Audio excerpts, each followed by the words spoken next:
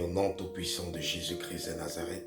Pour ceux qui ont posé la question s'ils pouvaient participer à la formation de la délivrance du prophétique, bien qu'ils n'ont pas l'appel de Dieu dans le sacerdoce, j'aimerais vous dire que je ne vous recommande pas de participer à ce programme. Pourquoi? Parce que j'ai bien précisé que ce programme est spécifiquement pour ceux et celles qui ont l'appel de Dieu dans le sacerdoce. C'est pour ceux qui vont exercer le ministère de délivrance et prophétique dans leur appel divin.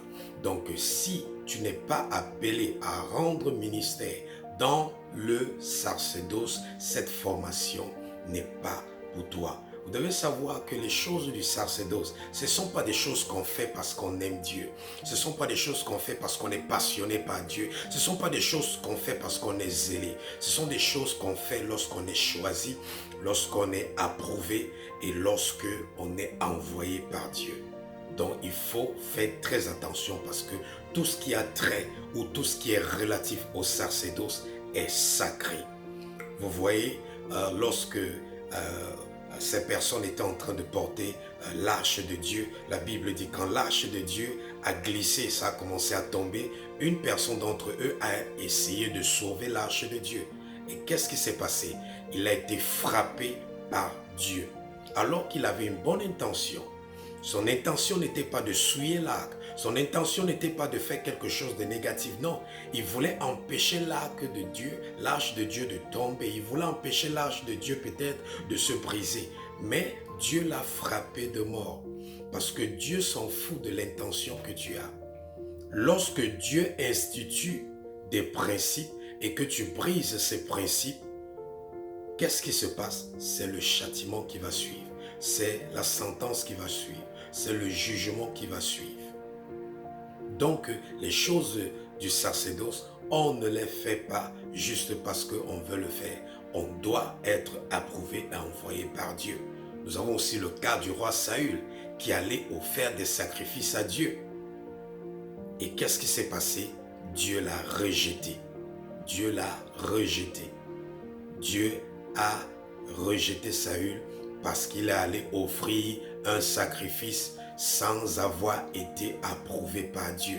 Parce que Saül n'était pas permis de offrir des sacrifices. Il n'était pas appelé à exercer dans le sacerdoce. Donc, en allant le faire, bien qu'il avait une bonne intention, Dieu l'a rejeté. Donc, c'est la raison pour laquelle, si tu n'es pas appelé à rendre ministère dans le sacerdoce, cette formation n'est pas pour toi. Cette formation n'est pas pour toi. Parce qu'au cours de cette formation, nous allons apprendre des choses qui sont spécifiquement pour ceux qui sont approuvés et qui sont prédestinés et envoyés par Dieu pour exercer dans le sacerdoce. Et en plus, cette formation ne sera pas une formation facile parce que la participation de tous les adhérents à cette formation sera vraiment intense et agressive.